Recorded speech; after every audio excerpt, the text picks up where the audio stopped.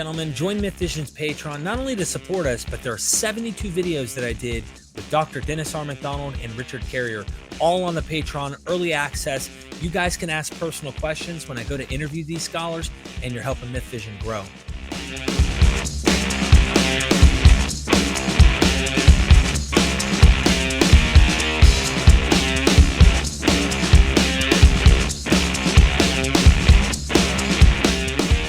We are MythVision. Welcome back to MythVision Podcast. I'm the host, Derek Lambert. Ladies and gentlemen, this person that I'm introducing today, Darlene, is a very good friend of mine. I hope you guys show some love in the chat. Leave a comment, especially after you hear her story and where she was at, how the religion has treated her, and what has happened in her personal experience to where she's at today, and how she's loving life and enjoying it. As you can see her in front of her Winnebago, if you will, this wonderful life she now has, because you're going to hear some of the low points as we go along. This is a real flesh and blood human who has feelings, who's been through more than I've ever been through. And I've been through heroin addiction. But let me tell you, my story doesn't compare to hers. Ladies and gentlemen, Darlene Murphy, welcome to MythVision, my friend. Oh, that's so sweet, Derek. Well, You're my hero, man. Well, you are too, and especially as a woman in a world that has been, if you will, possessed by a patriarchal system for so long. And it's time that we wake up together and realize we're equal. There is no us above you and better than you. And you've had a lot of men in life that have treated you this way throughout your whole life. But you know what? You kept going, and here you are today. So I want everyone who's watching to go check out some of her books, and these titles are hilarious. Calm down. It's not that serious. She's addressing the Christians out there, okay? The Chronicles of a Saint Heathen. You want to get into her life? This is something you really want to check out. And I mean, what had happened was, and the adventures of Sparky Madness and how she met Captain Save-A-Ho. We're going to get into this. This is a true story, but we're going to do a drive-by, if we will, on this. Go in the description of this. Get the books. You guys can check out her life and get a magnifying glass into what it was like for her. Darlene, I guess we'll start off simple. Were you a Christian? And if you were, what kind of Christian were you? Man. I was a sold out. Jesus dropped out my lips every time I opened my mouth and spoke Christian. My poor family, bless their hearts. They still love me, thank goodness. I was sold out. I grew up Pentecostal. Then I got hold of the Grace Camp, and I let a lot of people walk on me in the name of Jesus. But in the process of it all, I discovered that I have a servant's heart, and I still want to help people. And I don't care how mean and nasty and hateful they are. That's not who I am. But I can be if you provoke me. Like, I'm the sweetheart till you provoke me. I was so sold out that when I wrote my book, I was like, holy shit, I was crazy. Like, somebody should have been medicating me and making me go to therapy sessions every week, because it was sad. Like, that book, The Chronicles of a Heathen / Saint, was the most difficult piece of writing I've ever done, because I'd been, I deconstructed. I didn't look at any of that stuff for a couple of years. And when I went back and started pulling those blogs to write that book with, I was like, holy shit, no wonder. Like, I really believe that stuff. That God never showed up for me.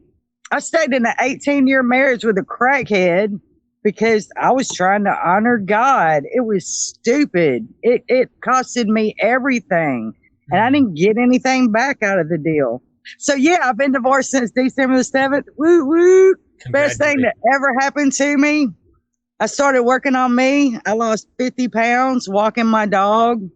I just started working on me and looking at better things. Like, my girlfriend taught me about energy. You called me and saved my life, man. I'm like, what the hell, man?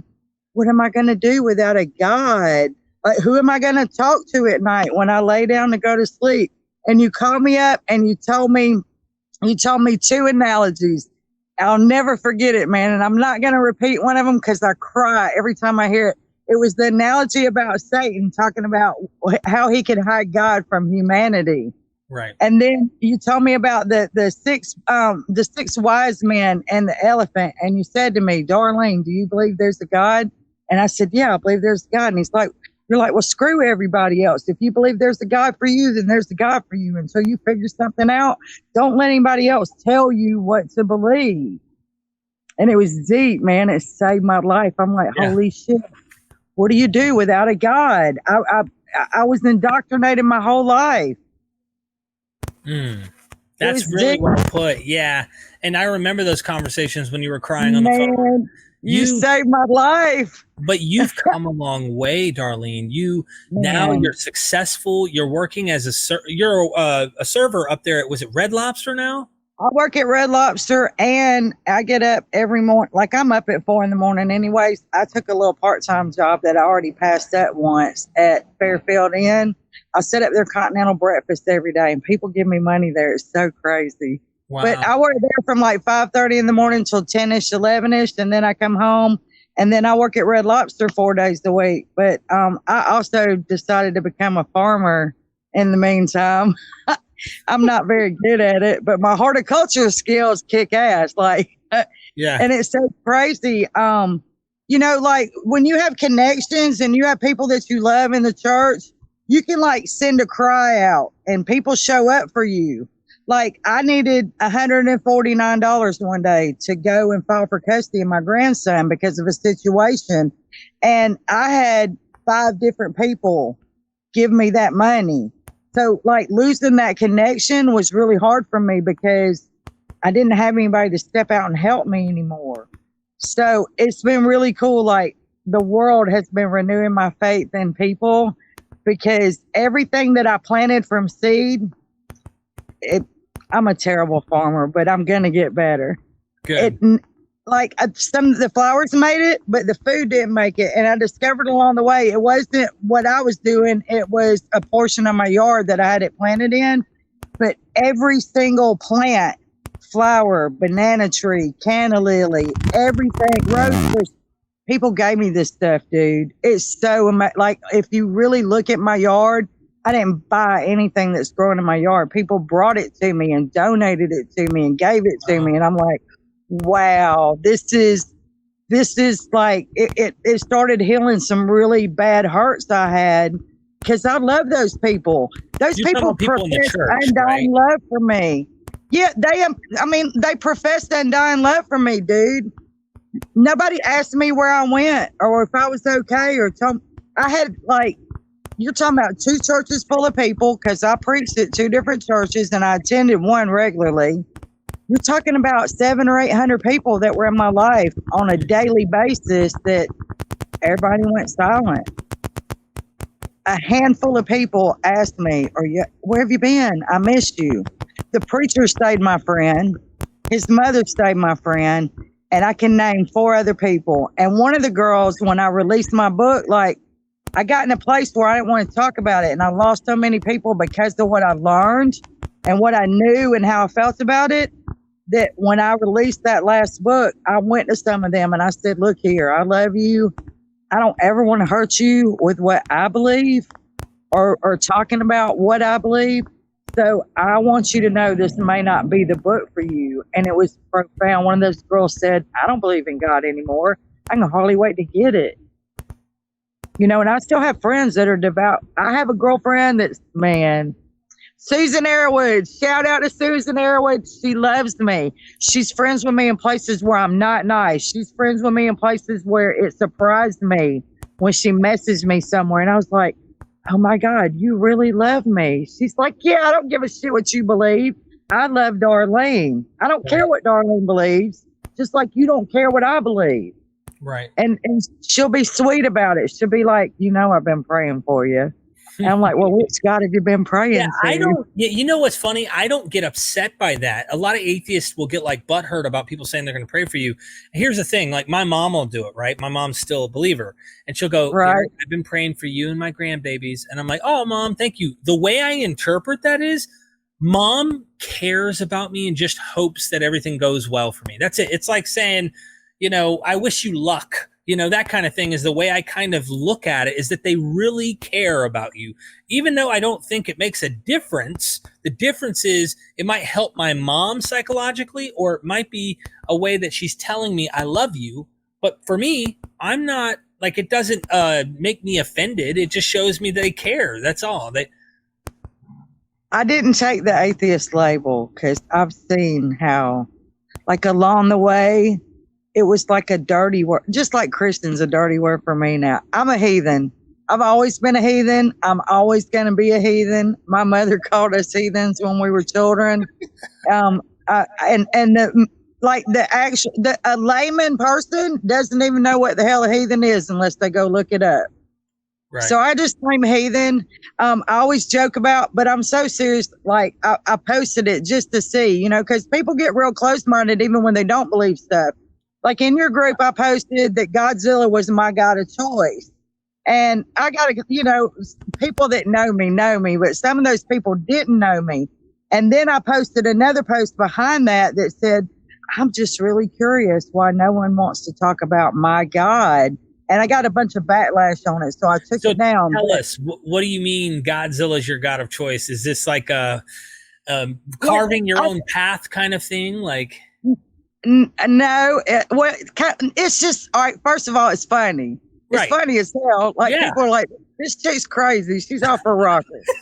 But the second part of it was, I had a daughter-in-law going alongside me that saw this stuff happen to me and saw me go through all this pain and saw me ask all these questions. And I would throw stuff out at her that I was learning. I'm like, well, what do you think about this? And what do you think about that? So my grandson, Hunter Gossett, who I've posted countless pictures of, Hunter is obsessed with dinosaurs and Godzilla, and he has autism. He's pretty high on the scale. So all the time he's been in my home, like, we're still strung out on dinosaurs. And when he took a liking to Godzilla, man, I remember when I was a kid, it made me miss Godzilla. And TV wasn't like it is now. You can get reruns. Your behind had to be in front of that TV at the time that show came on. And they were subtitled when I was a kid. I've seen this child, 4 years old, sit and watch a subtitled Godzilla movie. And I'm like, so my daughter-in-law comes to me and she said, I just want to throw something out to you. And I'm like, okay. She said, think about it. She said, Godzilla is a better God than the Christian God. And I'm like, oh, I can't wait to hear this. Oh. She said, well, think about it. There's yin and yang in the universe. He doesn't give a shit that the people want him to come help them. He fucks up all of Tokyo when he does it. But he represents a purpose, and he resets the balance in the universe. He doesn't kill or destroy his enemy either. He comes and makes them understand that they need to go back where they came from, that they're out of order. And I was like, damn, that's deep. That's deep. He doesn't care that he's not concerned with the people. He has a purpose in the universe to serve. So studying energy and chasing your dreams and the law of manifestation, we all have some kind of purpose to serve. So I was like, that's cool as hell. I'm going to start telling people that Godzilla is my God because I love Hunter Gossett more than anybody on the face of this planet. And he changed my life coming to live with me. Like, I got grown kids. This child came to live with me nonverbal. He didn't start speaking until 2 years ago. He's 8 years old now. And one day he was fussing at his mama, like, you talk to me like this and da-da-da-da-da. And I was like, Nanny doesn't do you like that, does she, Hunter? And he says, no, Nanny, you're perfect. I love you. So I had to go back in the room. So that's why Godzilla is my God of choice, because it throws people off and nobody wants to talk about it, just like I don't want to talk about Christianity. Right. But I just started looking at religions all across the board. Like, we all believe all kind of crazy stuff. Like, I have a Guan Yin statue in my front yard, and she's the goddess of mercy. She's a Tibetan symbol. She's cute. I just like her. She's always barefoot. And it says that the jewelry she wears belongs to other royal people, that royal people just give her their jewelry to wear. And she blesses farmers. I didn't even know that. I just ended up with, I didn't know that. You know what I'm saying? That's crazy. You would too. Let me ask you this, though. In light of, I want to ask you this. This doesn't determine truth. It just goes to show you the kind of characters that the people you were around. They swore they loved you up and down, right?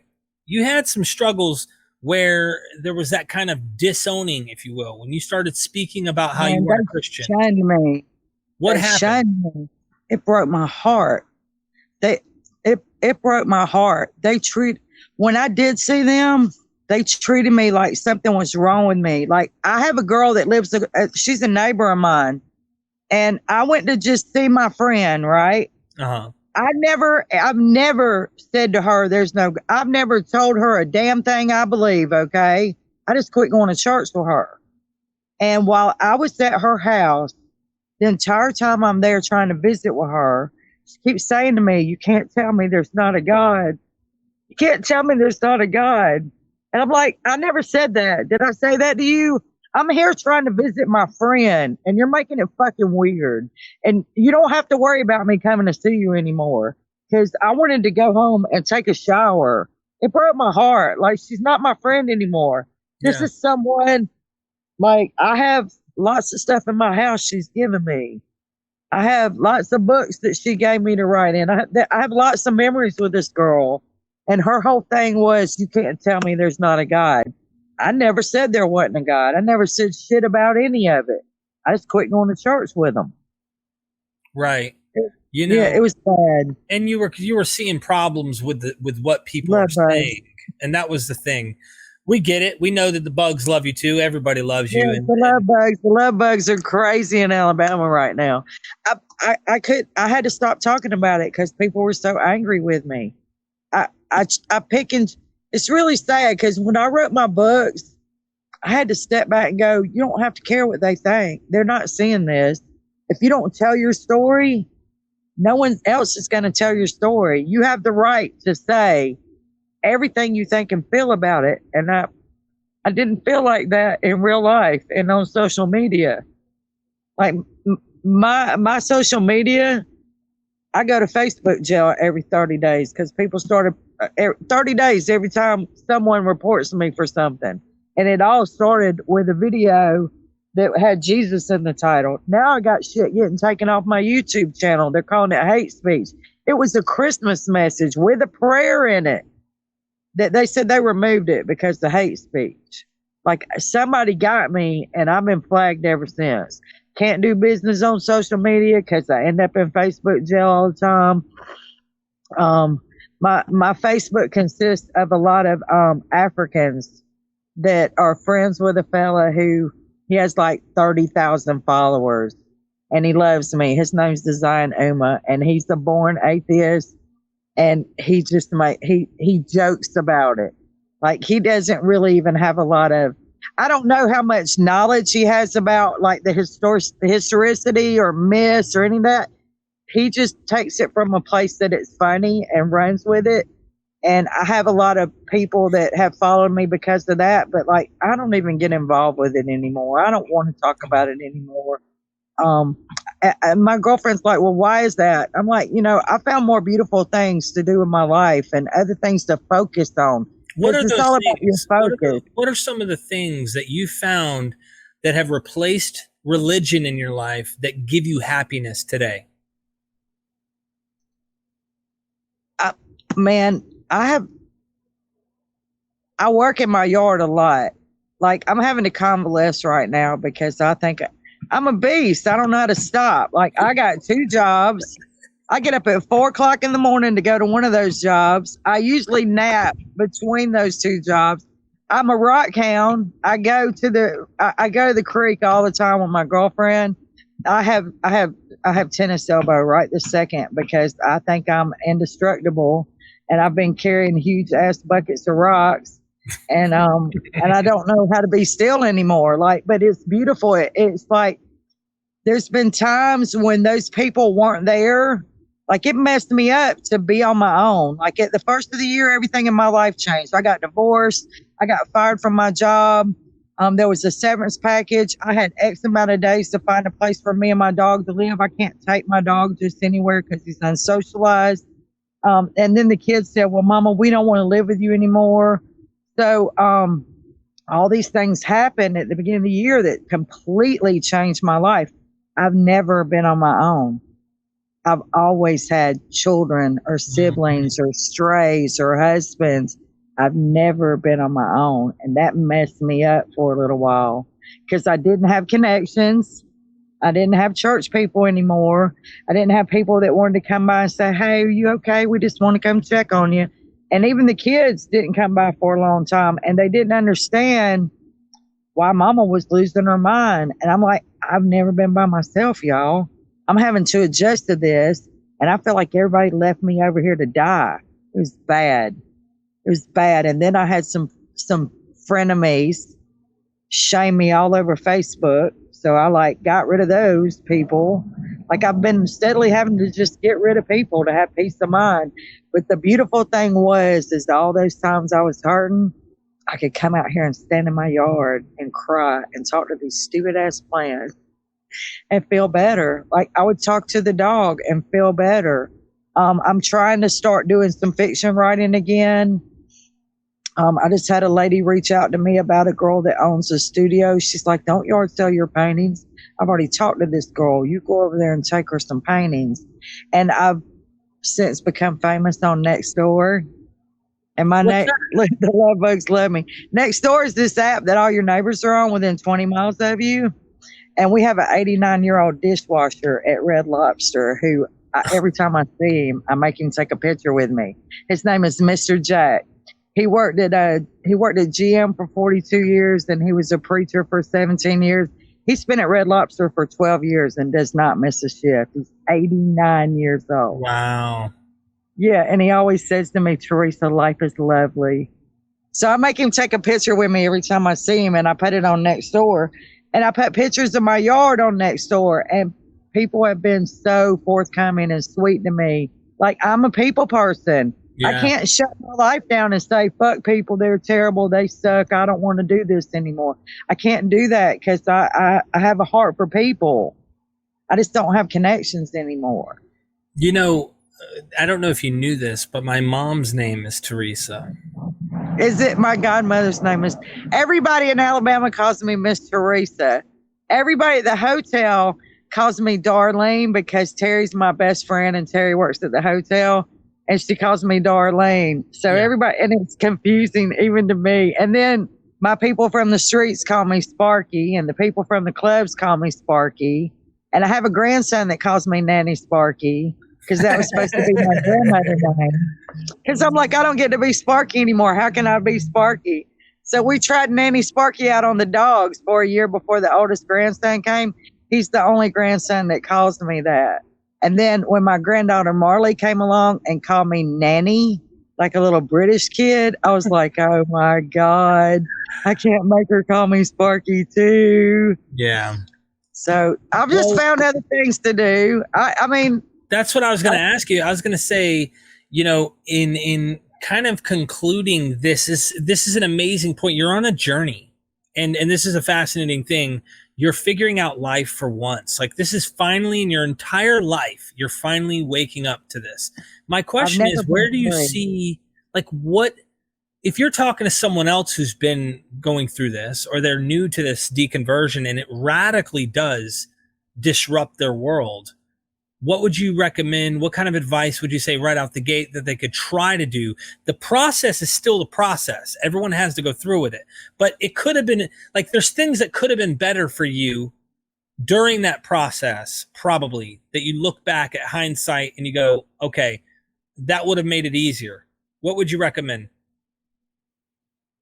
I'm so blunt that I was doomed. I'm watching a great deconstruction go on, okay? Like, it's amazing. All these pastors, I stayed friends with a lot of pastors because I love those people. I love them. I love the friendship and love that they've shown me. And I'm seeing this huge deconstruction go on amongst these pastors. My problem is I'm so in your face and to the point, and I'm just going to tell it like it is, that I was not well received. Like, some of them are being so well received that I'll be honest, I'm jealous. I wanted to be received like that. We don't need anybody and we don't need validation, but when you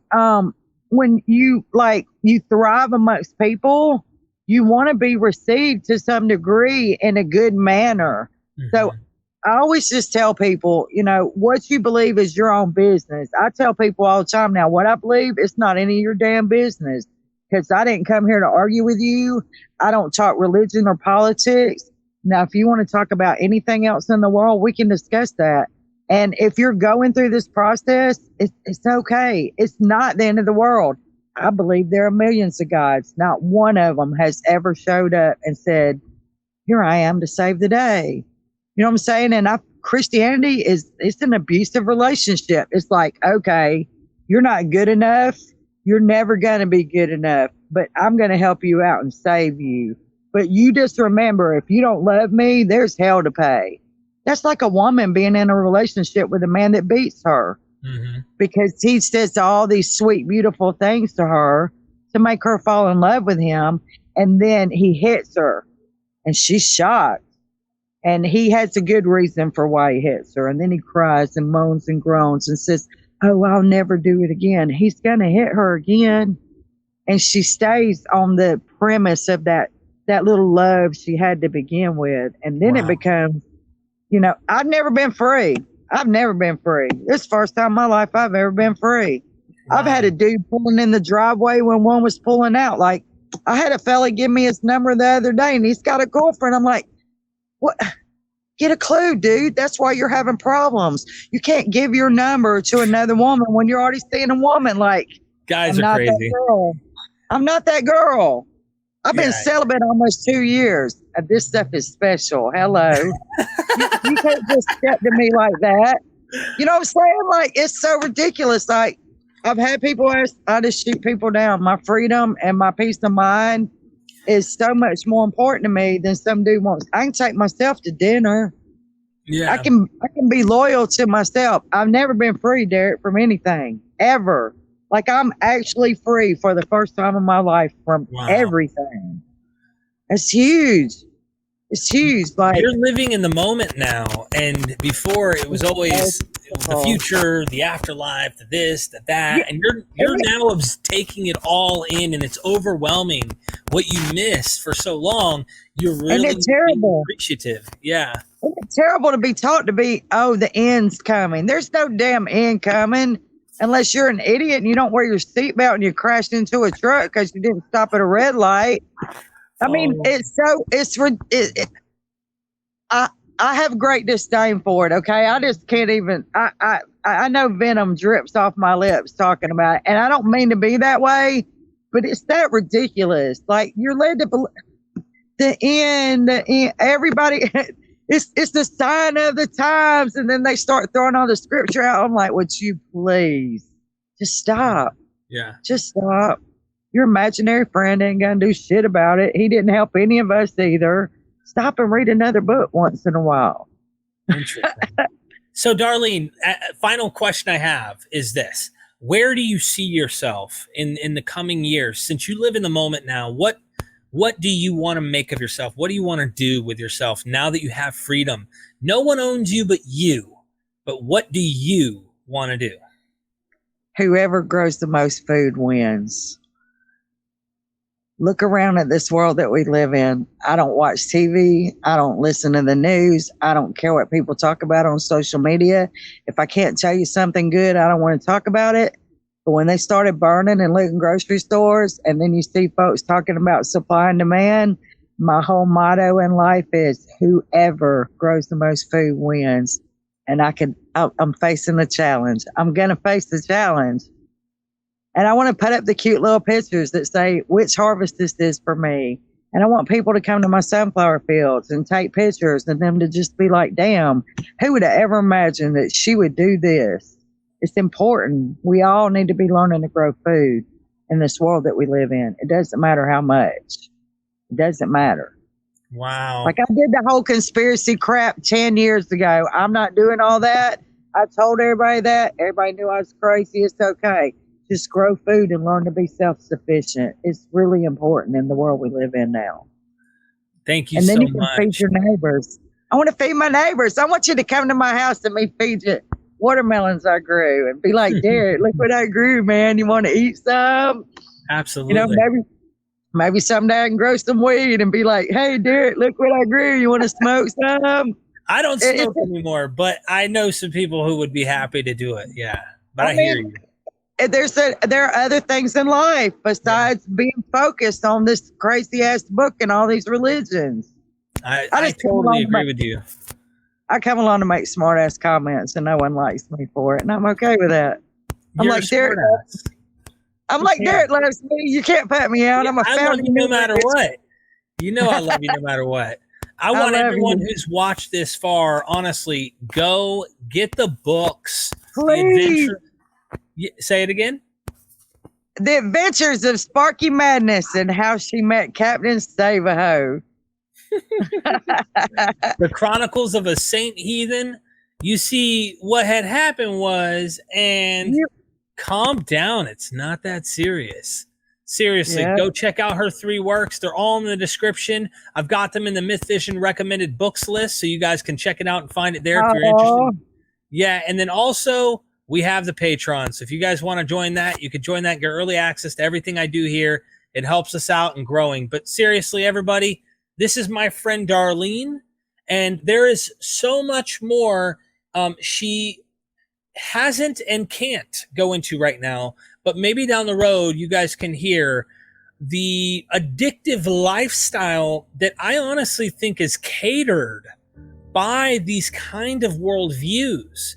And she's made it out of it. She's not stuck in that vicious cycle. There's so much more you don't know about her, but she's truly a glowing angel. And trust me, she was a fallen angel at one point. I can promise you that. And Darlene, thank you so much. I really do love you. Let's do this again. Thank you. I can hardly wait. Yes, and don't forget, we are MythVision.